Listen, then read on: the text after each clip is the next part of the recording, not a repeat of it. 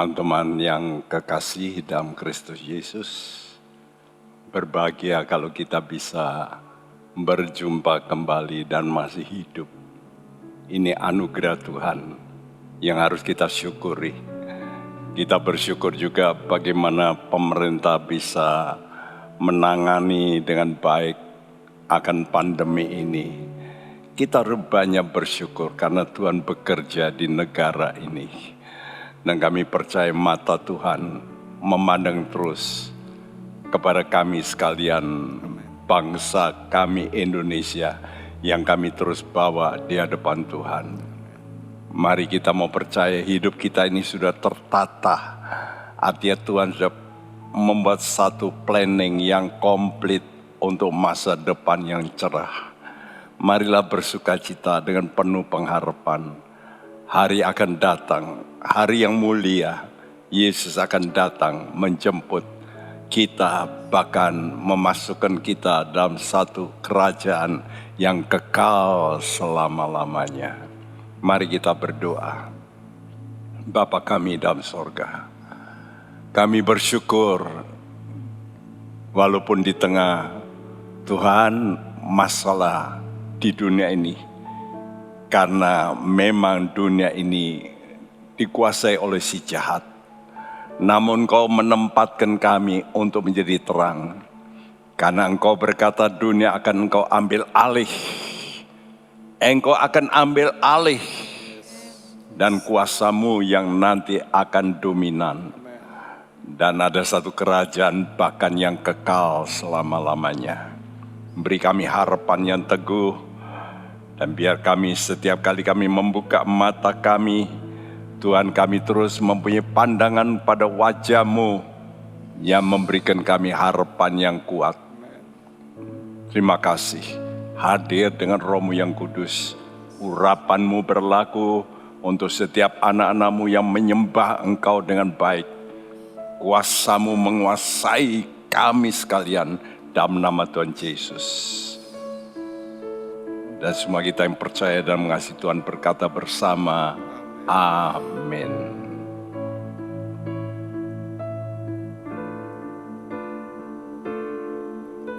Bila ku buka mataku dan lihat wajah-Mu,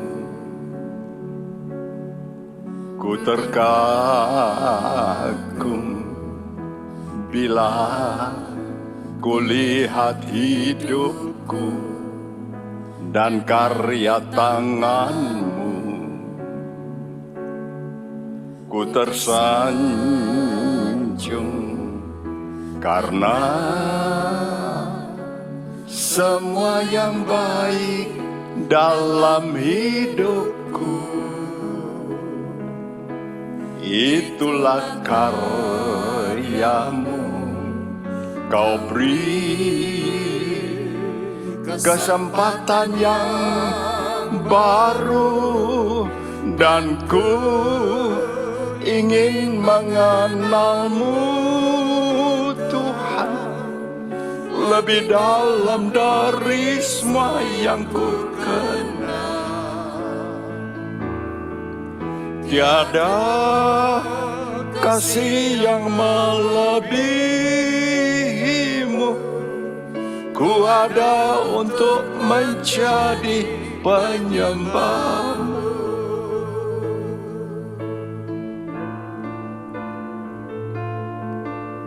Bila ku buka mataku dan lihat wajah-Mu,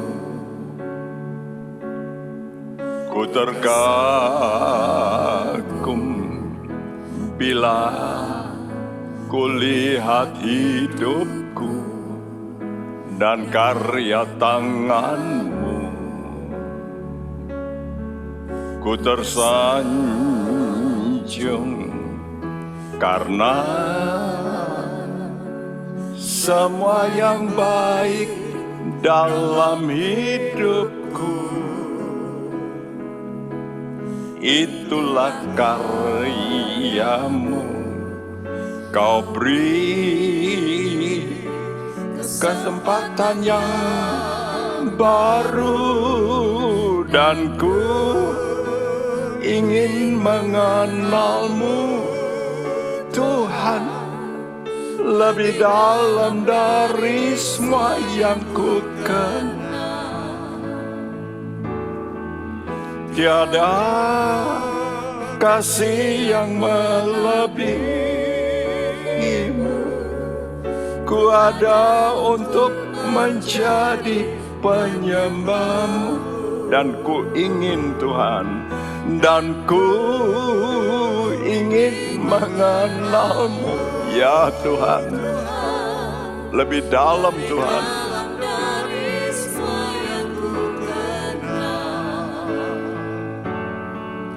Tiada kasih yang melebihimu. Ku ada untuk menjadi penyembahmu, dan ku ingin mengenalmu Tuhan, lebih dalam dari semua yang ku kenal.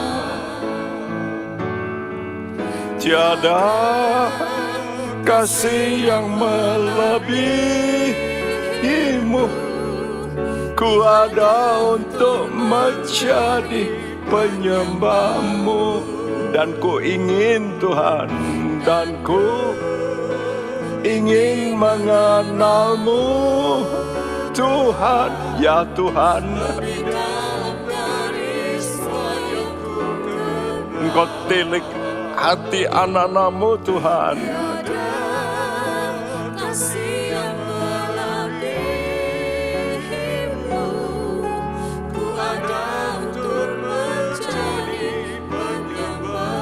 Ku ada untuk menjadi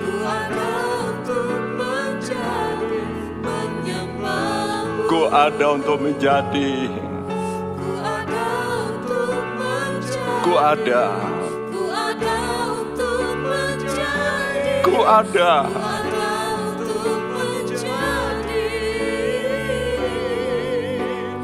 penyembahmu. Haleluya.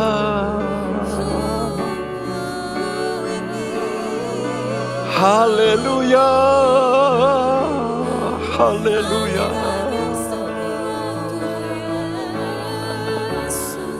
Kami sembah Engkau.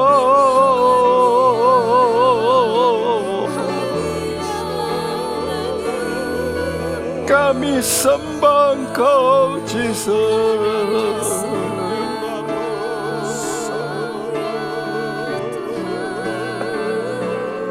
Hati kami menyembah-Mu Tuhan.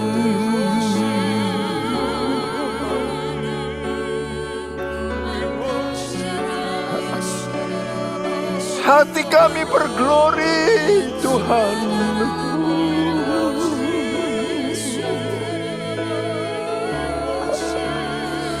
Glory, glory.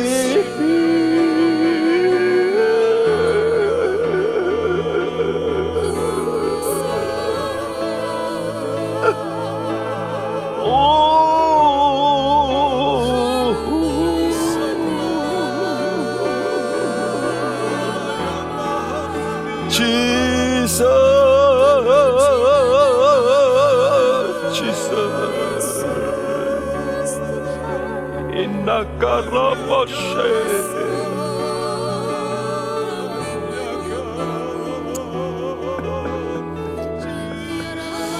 Terima kasih.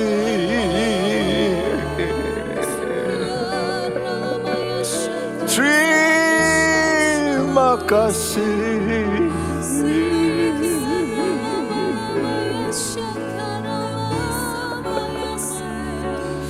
Hati kami bersyukur.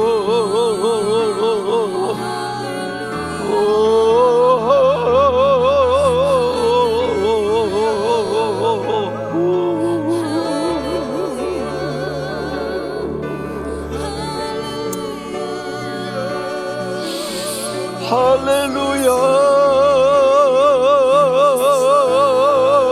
haleluya.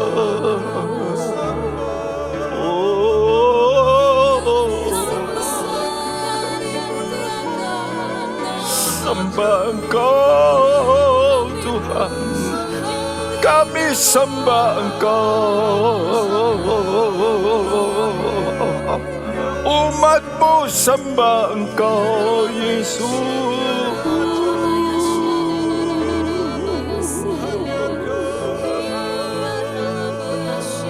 Glory, glory, glory.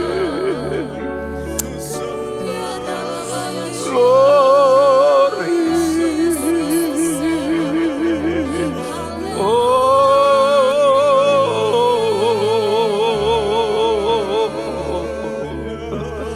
Terima kasih,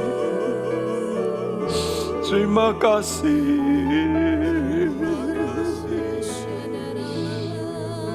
Biar Engkau buka mata rohani kami Tuhan untuk melihat kemuliaan-Mu. Karena itulah kekuatan kami, kalau kami boleh memandang kemuliaan-Mu Tuhan. Buka mata kami untuk memandang Engkau Yesus.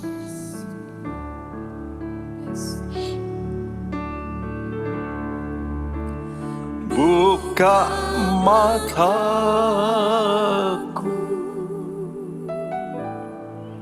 untuk memandang Yesus.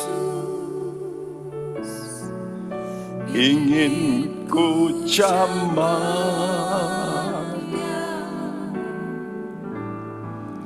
karena ku cinta Dia. Buka telingaku,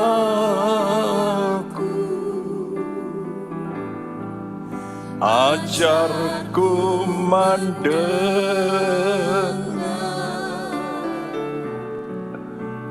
Buka mataku untuk memandang Yesus. Katakan dari hatimu. Buka mataku untuk memandang Yesus. Ingin ku jamah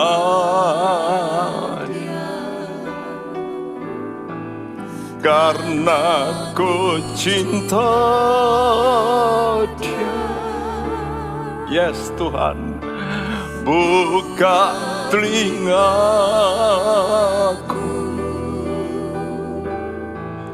ajarku mendengar.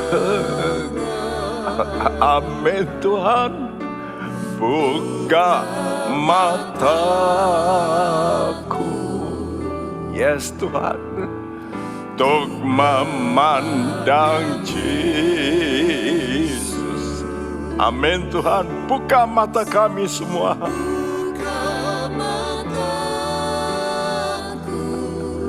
Untuk memandang Tuhan Kau Yesus.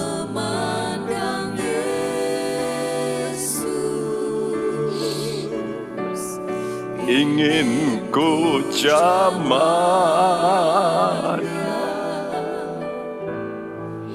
karena ku cinta Dia. Buka telingaku, ajarku Tuhan,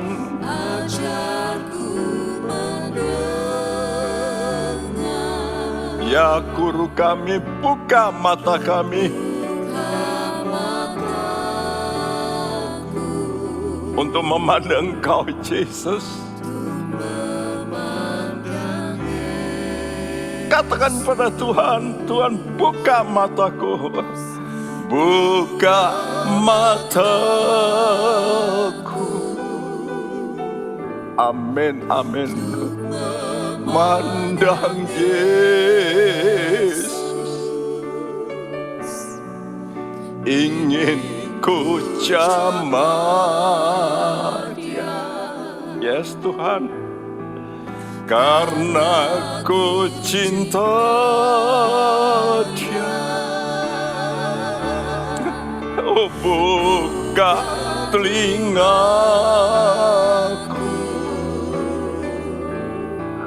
ajarku mendengar.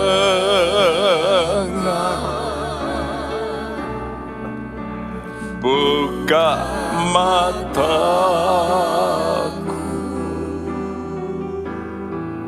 untuk memandang Yesus, untuk memandang Yesus,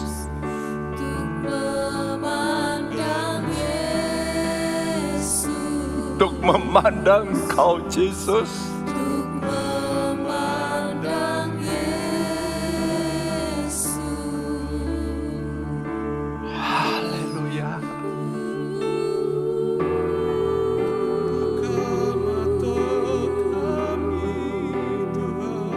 Ya Roh Kudus, bergerak Roh Kudus, bergerak Roh Kudus, move,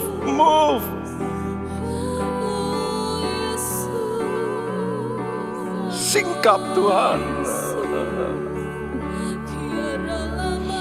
penudung-penudung dari mata rohani anak-anakmu dilepaskan. Sekarang Kau singkap Tuhan, singkap Tuhan. Oh Roh Kudus,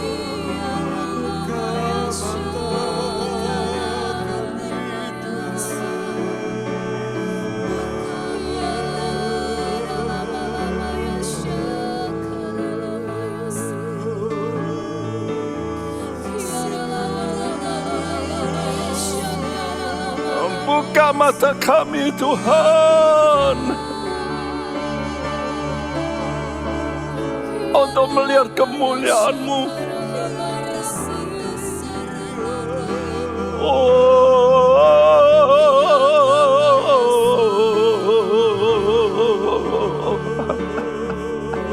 Kami merasakan hadirat-Mu ada di tengah kami.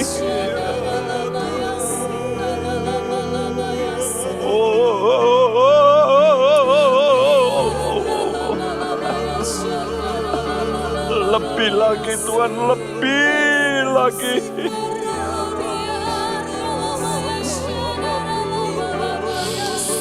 Lebih lagi nyatakan.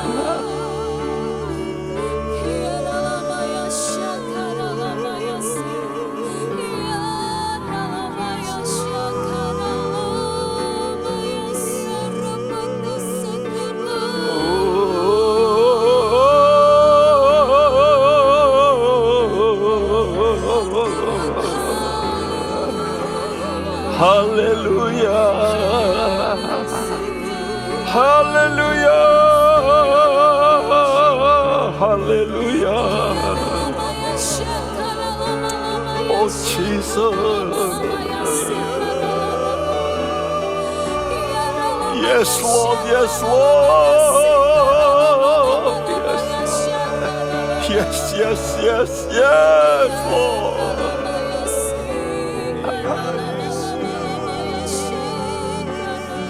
Nyatakan kebenaran-Mu, nyatakan kebenaran-Mu Tuhan. Jesus.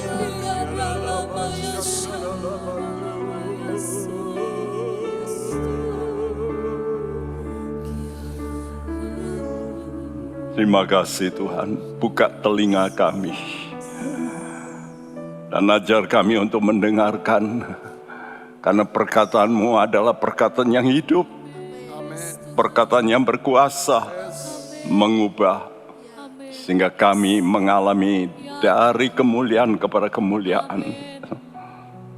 Kami percaya Engkau telah memberikan sesuatu yang paling besar, yaitu hidup-Mu sendiri untuk kami. Karena keselamatan di mata Engkau adalah begitu besar Tuhan. Berfirmanlah dan kami siap mendengar. Haleluya. Amin. Kita masih berbicara tentang perikop keselamatan yang begitu besar. Saudaraku, sama seperti zaman Nuh, di mana semua manusia di muka bumi ini mati semua. Hanya 8 orang yang selamat, bayangkan. Hanya 8 orang saja. Kalau dulu dimulai dari 2 orang, Adam dan Hawa, berkembang, tapi dosa juga berkembang, luar biasa memuncak sampai pada zaman Nuh. Maka dosa ini luar biasa karena iblis bekerja ya di tengah-tengah manusia, dan manusia bergaul dengan roh-roh jahat, lahirlah raksasa-raksasa. Maka sama Nuh semua raksasa itu mati. Tinggal cuma 8 orang, hanya 8 orang, satu keluarga. Nuh istri, 3 anaknya, dan 3 menantunya. Dan Alkitab mengatakan Nuh mendapat anugerah. Inilah kuncinya. Dan dalam surat Ibrani dikatakan oleh iman Nuh bekerja membangun bahtera yang begitu besar. 150 meter, bayangin. Nggak ada gergaji otomatis. Dia mengerjakan berpuluh-puluh tahun, mungkin lebih dari hampir 100 tahun. Karena dikatakan, karena umur manusia itu Tuhan patok 120 tahun. Ya, diturunkan dari standar awal yang tidak ada ya batasannya, diturunkan sampai 120. Dan Nuh oleh iman, karena itu Nuh atau semua kita diselamatkan oleh anugerah, tapi melalui iman. We are saved by grace through faith, melalui iman. Tapi dalam Roma 8 ayat 24 dikatakan in hope, di dalam pengharapan. Nah, kapal inilah bahtera ini yang menyelamatkan mereka, dan mereka tinggal di situ. Mereka tidak lihat dunia, terus berada di kapal itu ya, sampai semua nggak ada yang dia lihat kecuali air ya, dan tidak ada yang lain. Jadi apa itu pengharapan? Pengharapan itu adalah iman yang sudah teruji. Jadi iman yang terus dengan ketekunan, itu namanya pengharapan. Jadi pengharapan, kalau orang sudah punya pengharapan itu mutunya naik. Karena imannya adalah iman yang teruji. Tetap beriman walaupun banyak tantangan. 1 Petrus 1 ayat 6 sampai ayat 7 ini yang kita kupas hari ini berbunyi. Bergembiralah akan hal itu, sekalipun sekarang ini kamu seketika harus berduka cita oleh berbagai pencobaan. Maksud semuanya itu ialah untuk membuktikan kemurnian imanmu yang jauh lebih tinggi nilainya daripada emas yang fana, yang diuji kemurniannya dengan api, sehingga kamu memperoleh puji-pujian dan kemuliaan dan kehormatan pada hari Yesus Kristus menyatakan dirinya. Iya, saudaraku, kita mau belajar tentang apa itu iman yang teruji. Iman teruji itu tergantung daripada yang diuji, bukan? Apakah imannya itu teruji? Sama kalau saudara sekolah, maka ada ujian, maka tergantung kepada mahasiswa. Apakah mereka belajar dengan tekun? Waktu saya dulu di ITB, teman-teman saya kalau belajar sampai jam 2 malam katanya, saya tidak pernah ujian berat bagaimanapun sampai malam-malam. Paling malam seingat saya itu jam 11. Saya sudah ngantuk. Saya rentan ya. Jadi jam 11 itu maksimal. Biasanya saya mahasiswa dulu jam 10 tidur. Karena begitu pulang saya terus belajar. Kalau teman-teman saya mendekati ujian, nah mereka belajar. Dan mereka sering meminjam diktat saya. Dulu kan mesti, catat. Dan saya begitu rajin, rapi. Jadi mendekati ujian, diktat saya masih ada yang dipinjam. Nggak ada fotokopi saat itu. Wah, saya jengkel. Ini gimana teman saya? Ini besok mau ujian. Ini. Ya, kadang-kadang bisa begitu. Tapi untunglah saya sudah belajar lebih dulu, tiap kali pulang belajar. Nah, jadi iman teruji karena kita punya yang pertama sikap hati yang benar. Jadi kalau ada ujian itu jangan rasa susah, mestinya bergembira. Kenapa? Karena kalau ada ujian berarti ada kenaikan kelas. Nah, alasan kenapa bergembira, karena naik kualitas imannya. Sama seperti itu. Karena itu surat Yakobus 1 ayat 2 dan 3 berbunyi, Saudara-saudaraku, anggaplah sebagai suatu kebahagiaan apabila kamu jatuh ke dalam berbagai pencobaan. Sebab kamu tahu bahwa ujian terhadap imanmu itu menghasilkan ketekunan. Nah, Yakobus mengajar, saudara-saudara, anggaplah sebagai suatu kebahagiaan. Jadi kalau saudara menghadapi problem, jangan marah-marah, jangan mengapa. Itu pertanyaan mengapa itu bahaya, ya. Waktu istri saya kena bom, saya ditelepon, lalu ini tante masuk rumah sakit. Kenapa? Kena bom. Ada suara dalam batin. Jangan tanya mengapa. Kenapa? Karena begitu orang tanya mengapa, maka timbul suatu perdebatan dalam batin. Dan inilah cara iblis membuka celah manusiaku. Dengan mempertanyakan kenapa Tuhan izinkan begitu. Kenapa? Tapi di sini katakan anggaplah. Di mana itu semua? Pikiran kita. Ya, anggaplah sebagai suatu kebahagiaan. Nah, kalau begitu kita mesti gembira. Karena tahu ujian menghasilkan ketekunan, naik tingkat. Jadi iman kita mesti bukan hanya iman saja.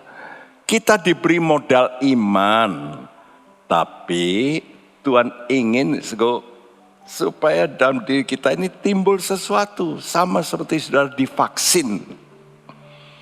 Kenapa kita divaksin? Supaya timbul respons dari tubuh kita, antibody, betul nggak? Kalau nggak ada vaksin, nggak ada antibody. Nah, itu maksud Tuhan. Jelas yang dimasukkan saudara itu sebetulnya sesuatu yang tidak baik. Ya, toksin, racun, tapi timbul anti. Nah, iman ditambah dengan yang keluar dari hati kita, ketekunan, itulah pengharapan. Ini seperti Bapak Nuh dengan anaknya. Dia gergaji, orang-orang itu gambarnya kecil di sana. Beberapa orang datang mengejek, ini orang bodoh ini, membuat kapal besar di hutan ini. Ini sudah pikirannya gimana ini? Buat kapal itu ya pinggir laut. Tapi di laut, nggak ada pohon pantai. Paling baik, iya di hutan. gampang ambilnya. Toh Tuhan kata, aku akan membuat air bah memenuhi seluruh bumi. Jadi di mana saja ya naik. Jadi kalau kita tinggal dalam pengharapan, hasilnya itu adalah keselamatan yang kekal. Nuh dan keluarga bertekun berpuluh-puluh tahun, 100 tahun lebih kira-kira, ya mengerjakan, karena zaman itu zaman yang sulit untuk membuat itu semua. Ya didempul dengan ter dan sebagainya, kan mesti cari ter dan sebagainya, dan waktu itu dia diolok-olok, dia tidak pedulikan, dia terus bekerja. Nah itulah namanya kita mengusahakan. Roma 8 ayat 24-25 berkata, Sebab kita diselamatkan dalam pengharapan, tetapi pengharapan yang dilihat bukan pengharapan lagi. Sebab bagaimana orang masih mengharapkan apa yang dilihatnya, tetapi jika kita mengharapkan apa yang tidak kita lihat, mengharapkan apa yang tidak kelihatan, kita menantikannya dengan tekun. Ya, Nuh dan keluarganya tidak melihat mendung, tidak melihat ini, tidak melihat wah mendungnya pekat, tidak. Dia kerja terus karena Tuhan berfirman. Jadi iman itu membuat satu dorongan untuk membuat namanya perbuatan iman. Nah banyak pengajar cuma menekankan kita diselamatkan oleh anugerah. Itu yang sering didengungkan. Tapi memang dikatakan melalui iman. Efesus 2 ayat 8, 2 kata itu memang sudah ada di situ. Oleh anugerah, melalui iman, tapi yang ini jarang diketengahkan. Diselamatkan dalam pengharapan. In hope. Nah, hope ini kita mesti kerjakan. Seperti kapal ini, Bahtera ini. Kapan Nuh dan keluarganya bisa ada di Bahtera itu? Di situ, di dalam Bahtera itu. Kalau dia kerjakan. Karena itu pengharapan itu bukan datang begitu saja, harus ikut campur manusia. Jadi Tuhan kasih insentif iman. Dari manusia timbul pengharapan. Ya, karena apa? Karena problem. Ya, seperti ini. Nuh dan keluarganya diolok. Wah ini problem, kerja keras itu problem. Angkuti ya ter, ngambil ter, lalu dia dempul. Orang berkata ini orang gila, ini gila. Kapalnya siapa yang ngangkat ini? Tapi mereka kerjakan dengan yang namanya gembira. Karena apa? Ini. Sebab yang kedua adalah pengetahuan. Tahu apa? Tahu pencobaan itu seketika saja, cuma sebentar. Ya, dibacakan ulang bagian ini. Bergembiralah akan hal itu, sekalipun sekarang ini kamu seketika harus berduka cita oleh berbagai pencobaan. Ya, sekarang ini, seketika. Nah siapa itu orang bijak? Orang bijak memang tahu ada pencobaan. Namun orang bijak tahu juga ada hal yang luar biasa di balik itu. Nah orang bijak itu yang bisa menghitung untung rugi suatu proses. Kalau untungnya lebih, kenapa tidak mau rugi sedikit? Kenapa tidak? Sama dengan teman-teman kita yang berdagang. Mereka berani rugi lebih dulu. Nunggu sampai impas. Setelah beberapa tahun, wah, memetik. Permulaan keluar terus. Tenaga, uang. Setelah jadi, baru memetik. Sama kita menanam pohon. Sama. Menanam padi. Sama. Jadi ada kerugian lebih dulu. Nah, Tuhan Yesus itu contoh aktual. Penderitaan dialami 33,5 tahun. Namun kemuliaannya kekal. Dan pengertian ini diperoleh oleh Rasul Paulus. Sebab itu dia berkata dalam Roma 8 ayat 18. Sebab aku yakin bahwa penderitaan zaman sekarang ini tidak dapat dibandingkan dengan kemuliaan yang akan dinyatakan kepada kita. Ya, kata sebab aku yakin. Nah, kata yakin sini dipakai kata logisomai. Kata ini mempunyai artinya menginventarisasi. Jadi menghitung-hitung. Bahasa Inggris katakan I reckon. Ya, bahasa Belanda kan gitu. Reckon itu ya direken, artinya dihitung. Ya, penderitaan zaman ini memang betul ada, tapi tidak dapat dibandingkan. Loh, kok bisa ngomong begitu? Ya Paulus ngalami sih. Penderitaannya nanti sudah baca dalam 2 Korintus 11 ayat 23 sampai 28. Wah, dia daftarkan di situ. 5 kali dia dicambuk, 5 kali. Tuhan Yesus sekali ya, cambuk sampai 39. Paulus sih sampai 5 kali. Dia dilempari batu. Tuhan Yesus tidak pernah dilempari batu. Ya, dan waktu dilempari batu, Paulus itu sebetulnya mati. Kalau kita baca, murid-muridnya mengitari, lalu dia bangun. Berapa lama nggak tahu. Nah, itu yang dituliskan dalam 2 Korintus 12. Paulus berkata, aku kenal seorang 14 tahun yang lalu. Jadi, hati-hati. Begitu sudah mendapat pengalaman hebat, jangan cepat bicara. Paulus menunda pengalaman dia mati itu 14 tahun kemudian baru dia ngomong.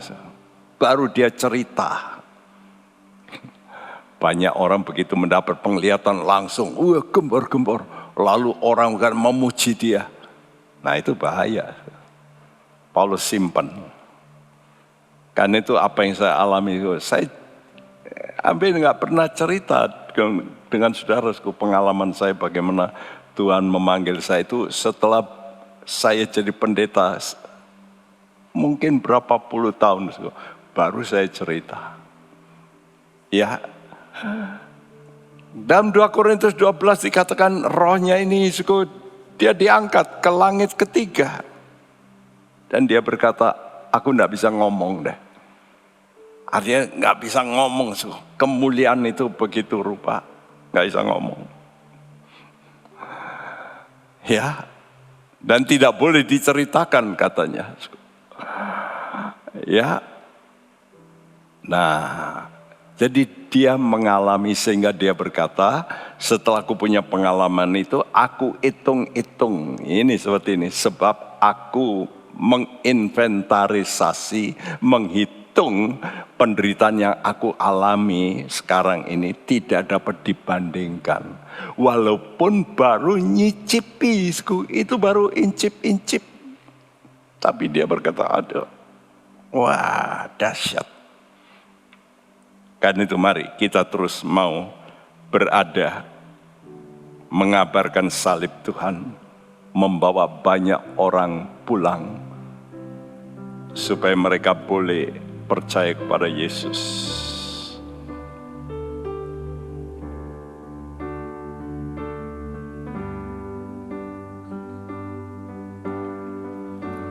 Aku suka kabarkan salib, membawa banyak orang pulang. Aku tahan di bawah salib yang nanti diganti mahkota. Aku suka kabarkan salib. Amin Tuhan. Membawa banyak orang pulang. Mari segera pulanglah, pulanglah.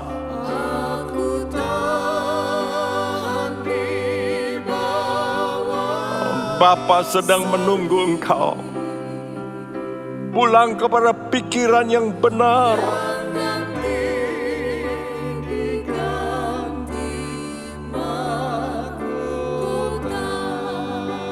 Aku suka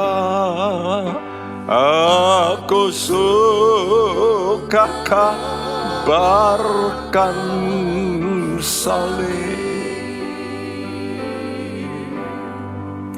Membawa banyak orang pulang.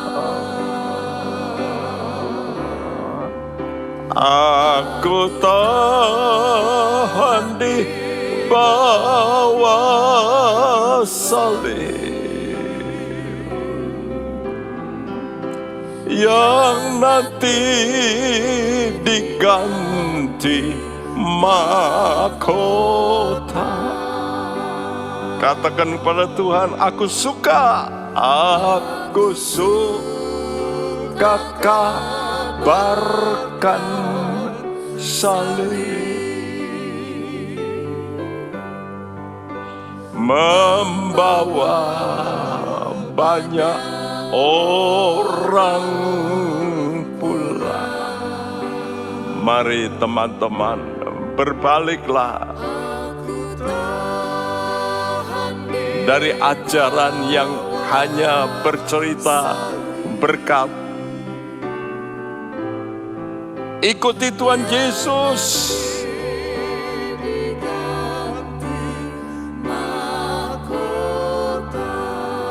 Mau menyangkal diri dan pikul salib.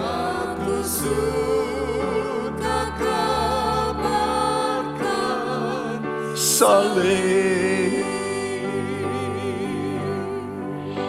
membawa banyak orang pulang. Aku tahan di bawah salib yang nanti diganti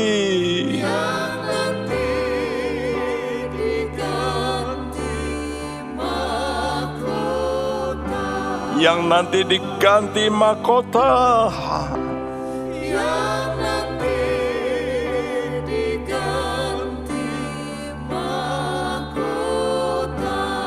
yang nanti diganti, yang nanti diganti mahkota.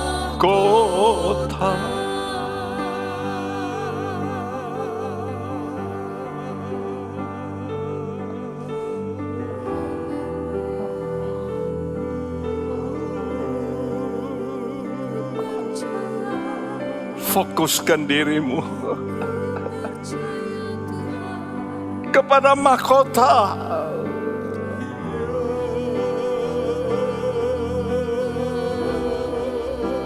Bukan pada penderitaanmu.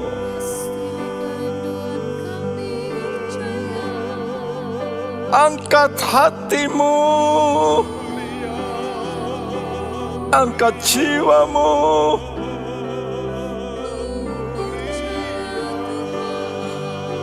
Kami bersyukur Tuhan.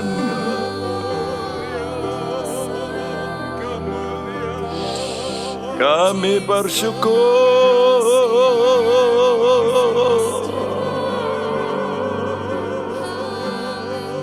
Kami bersyukur.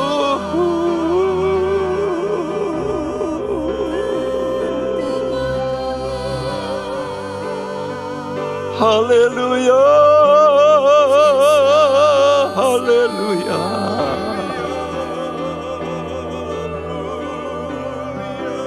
Haleluya.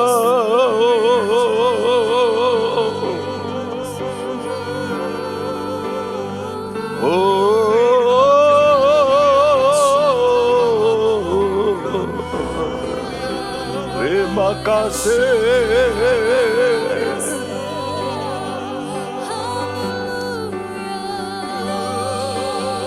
Terima kasih.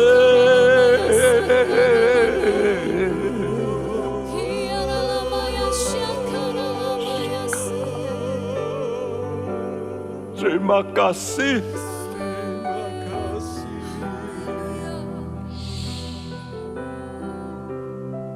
Tuhan ingin dengan pengajaran membawa orang pulang. Membawa pulang. Pulang kemana? Pulang kepada pikiran yang mulia. Jadi Tuhan izinkan pencobaan semacam pandemi ini. Ini salah satu pencobaan yang terjadi atas seluruh bumi. Untuk apa? Supaya mengubah pikiranmu. Iya, ya banyak orang mati begitu saja. Bahkan yang punya usaha pabrik yang bikin O2 waktu dia sakit. Dia bisa kehabisan O2 dalam tubuhnya. Nah, maksud pencobaan itu membawa orang pikirannya dibawa kepada kedudukan yang mulia. Seperti 1 Petrus 1 ayat 7 berkata, maksud semuanya itu ialah untuk membuktikan kemurnian imanmu yang jauh lebih tinggi nilainya daripada emas yang fana, yang diuji kemurniannya dengan api, sehingga kamu memperoleh puji-pujian dan kemuliaan dan kehormatan pada hari Yesus Kristus menyatakan dirinya. Nah, kita mesti lihat outputnya, akhirnya gimana, sehingga kamu memperoleh. Nah, jadi ujian, pencobaan, penderitaan, itu gunanya Tuhan izinkan supaya memperoleh. Engkau mendapat puji-pujian, engkau dipuji, dan kemuliaan dan kehormatan. Kapan? Nanti dulu. Tunggu hari Yesus Kristus menyatakan diri. Ini berarti kelayakan menerima penghargaan tinggi. Wow. Kalau orang sudah latihan bertanding seperti pemain bulu tangkis kita, ganda bisa menang, ini luar biasa. Ya, mereka mati-matian latihan, waduh capek, tapi mendapat penghargaan. Ya, mulai kebanjiran, dapat rumah, dapat ini, dapat itu. Penghargaan tinggi, tapi itu sebentar. Tapi kita nanti mendapat penghargaan tinggi, dipuji-puji, malaikat memuji-muji. Kita diberi kedudukan kemuliaan dan kehormatan setelah lulus. Yaitu menjadi serupa dengan Kristus. Dan ini akan terjadi, ini janji Tuhan. 1 Yohanes 3 ayat 2 berkata, saudara-saudaraku yang kekasih, sekarang kita adalah anak-anak Allah, tetapi belum nyata apa keadaan kita kelak. Akan tetapi kita tahu bahwa apabila Kristus menyatakan dirinya, kita akan menjadi sama seperti Dia, sebab kita akan melihat Dia dalam keadaannya yang sebenarnya. Ya, sekarang belum nyata. Kalau kita berkata saya anak Allah, orang berkata apa modelmu ya sama seperti dulu.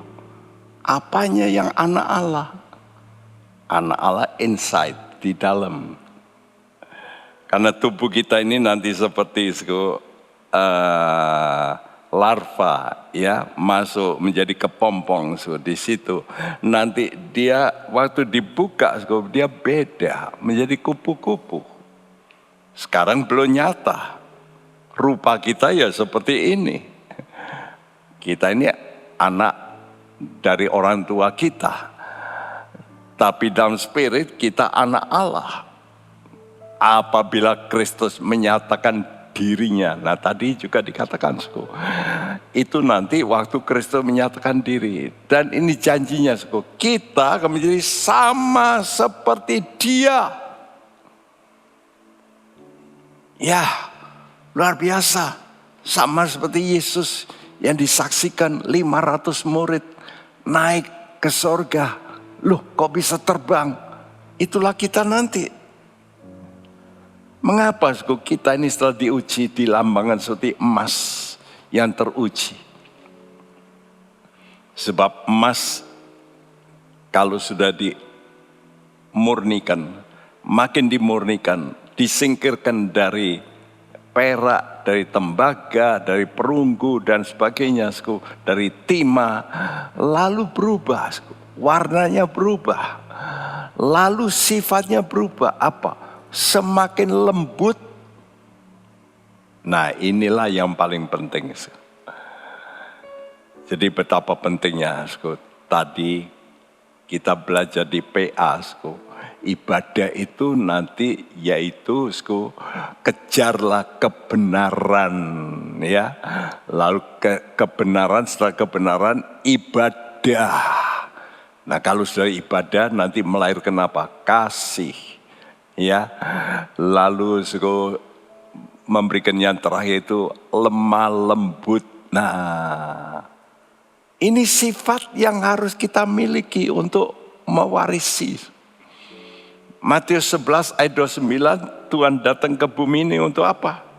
Pikulah kuk yang kupasang dan belajarlah padaku, karena aku lemah lembut dan rendah hati, dan jiwamu akan mendapat ketenangan. Wow.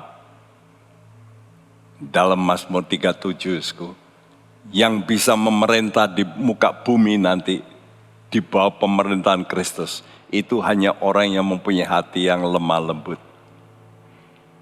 Ya, kenapa? Karena kelemah lembutan itu kekuatan yang sempurna, namun dapat dikendalikan, dapat dikontrol. Orang kalau semakin kuat, makin sulit dikontrol. Karena itu dalam khotbah-khotbah berulang-ulang dalam tahun-tahun yang lalu saya tekankan tentang meekness. What is meekness? Meekness itu perfect strength, under control.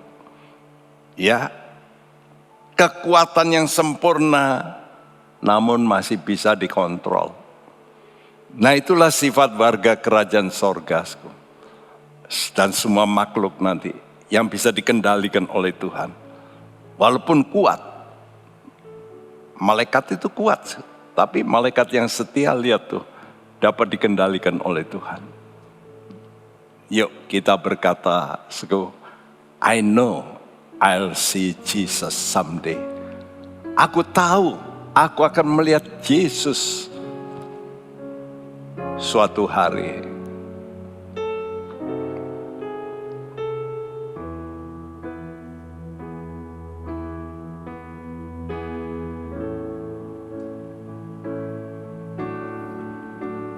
I know I'll see Jesus someday.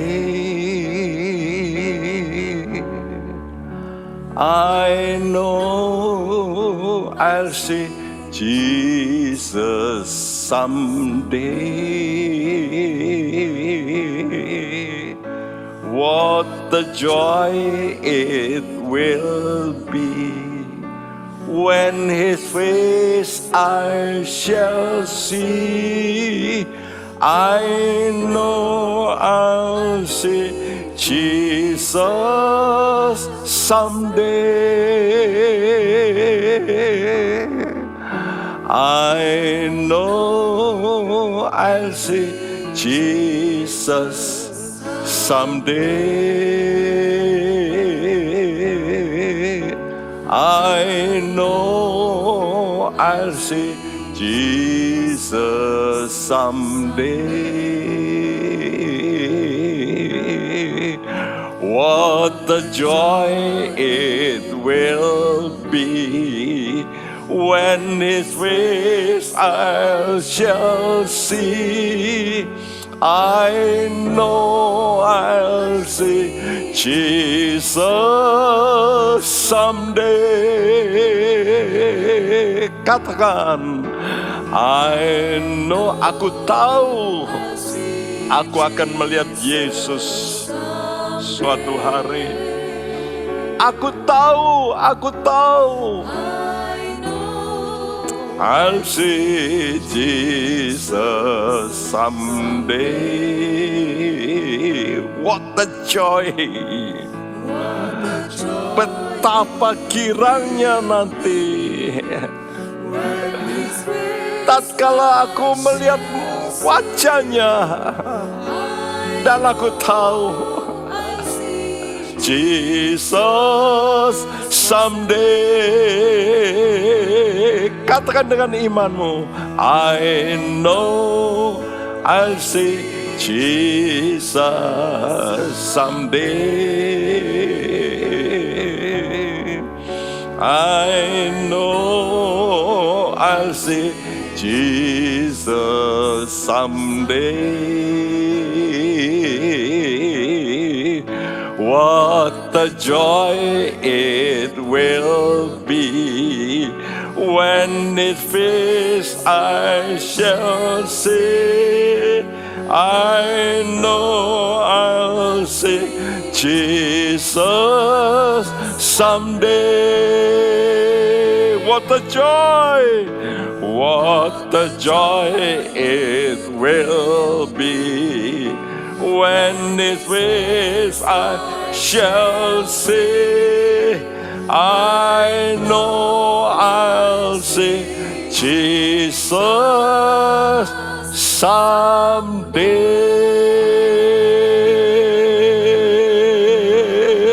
Haleluya. Kami tahu Tuhan, kami